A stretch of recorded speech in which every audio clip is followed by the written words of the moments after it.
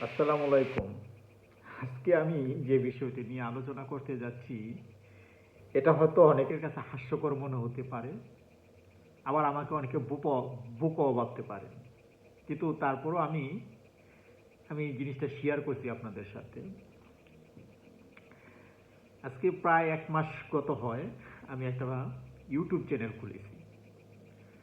তো যখন ইউটিউব চ্যানেলটা খুলেছি তখন স্পিরিট খুব স্ট্রং ছিল, যে ভিডিও তৈরি করা, ভিডিও আপলোড করা, প্রতি সেকেন্ডে সেকেন্ডে ওয়াইটি স্টুডিওতে গিয়ে চেক করা কয়টা ভিউজ আসলো, কয়টা লাইক আসলো, কয়টা কমেন্ট আসলো।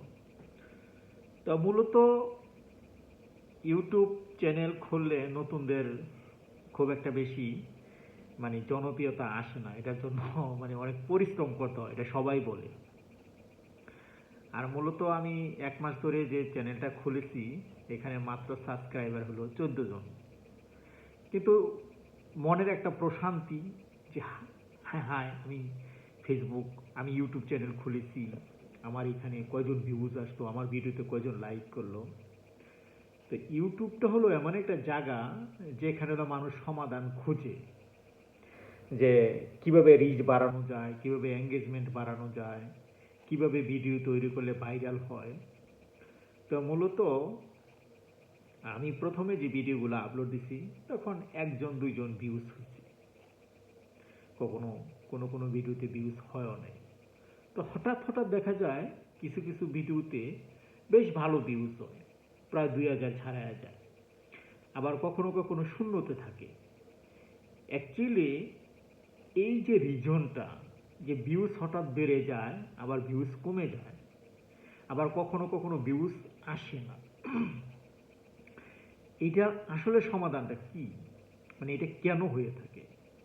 এটা ইউটিউব নিজে থেকে করে থাকে, নাকি ভিডিওর মান বা ভিডিওর ধরন বা ভিডিওর আপলোডের কোনো সমস্যার কারণে হয়ে থাকে? যদিও এই সমস্যা সমাধানের অনেক ভিডিও অলরেডি ইউটিউব চ্যানেলে আছে, কিন্তু আমার কথা হলো যে আমি আমার ওপিনিয়নটা শেয়ার করতে চাচ্ছি। সবাই তো ওপিনিয়ন দিচ্ছেন যে এই করেন, ওই করেন, এইটা করলে এই হবে, এটা করলে এই হবে, আপনি কিভাবে রিচ বাড়ানো যায়, কিভাবে আপনার এঙ্গেজমেন্ট বাড়ানো যায়, কিভাবে অডিয়েন্স বাড়ানো যায়, সবাই শুধু এই পরামর্শ দেন। কিন্তু আমি আজকে বলছি পরামর্শ নিতে, কারণ পরামর্শ ইউটিউবে পাওয়া যায়, কিন্তু যাদেরই সমস্যা আছে তারা হয়তো ওই চ্যানেলগুলো দেখে থাকেন বা দেখে ওইভাবে কাজ করেন, কিন্তু কেউ আজ পর্যন্ত শেয়ার করে নাই যে ভাই আমার ভিডিওতে ভিউজ কম আসতেছে, আমার কমেন্টে কোনো কমেন্ট বক্সে কোনো কমেন্ট আসতেছে না, বা আমার ভিডিওতে কেউ লাইক দিচ্ছে না, বা ক্ষণে ক্ষণে ভিউজ বেড়ে যাচ্ছে বা ক্ষণে ক্ষণে ভিউজ কমে যাচ্ছে। এই যে সমস্যাগুলি আমরা ফেস করি, যারা আমরা নতুন ইউটিউবার হতে চাচ্ছি, ধরেন আসলে ইউটিউবার হতে পারবো কি পারবো না সেটা তো জানি না, সময়ের চাহিদা, বর্তমান যেই প্রেক্ষাপট চলছে, সবারই একটা ফেসবুক আইডি, একটা টিকটক আইডি, একটা ইনস্টাগ্রাম আইডি থাকে, পাশাপাশি একটা ইউটিউব চ্যানেলও থাকে।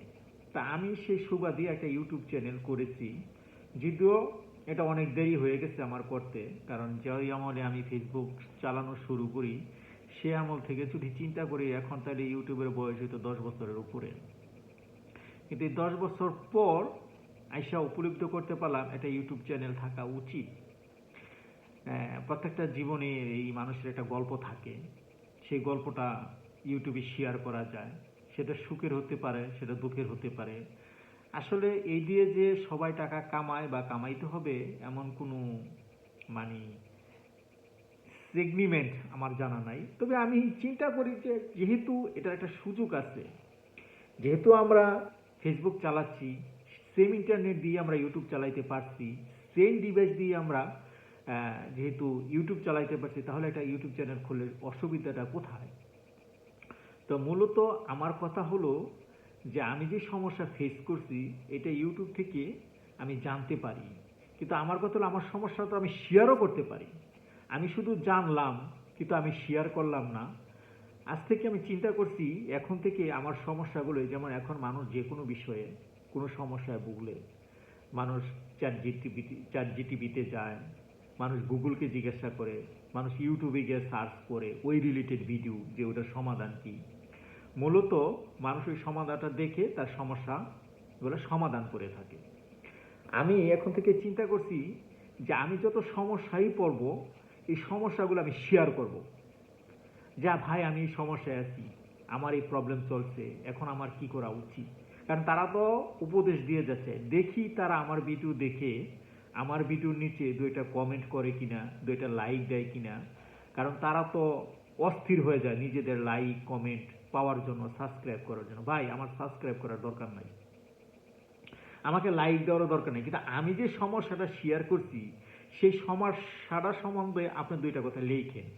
কারণ আপনারা ইউটিউবিং করে বড় লোক হন, টাকা কামান, এটা আমরা চাই। কিন্তু আমরা যারা প্রবাসী তারা আসলে ইউটিউবিং করে মানে অর্থ কামাইতে হবে এরকম চিন্তা করি না। যদিও ইদানিং অনেক কন্টেন্ট ক্রিয়েটর মানে মাঠে নাইমে গেছে, যারা প্রবাসী মানে মনে করছে হায় হায় এখানে কত টাকা, এখানে টাকা কামানো মনে হয় ভেরি ইজি। আসলে বিষয়টা এরকম না। এটা হয়তো অনেকে এরকম চিন্তা করে নামছে, অনেকে শখে নামছে, অনেকে বা চেষ্টা করছে।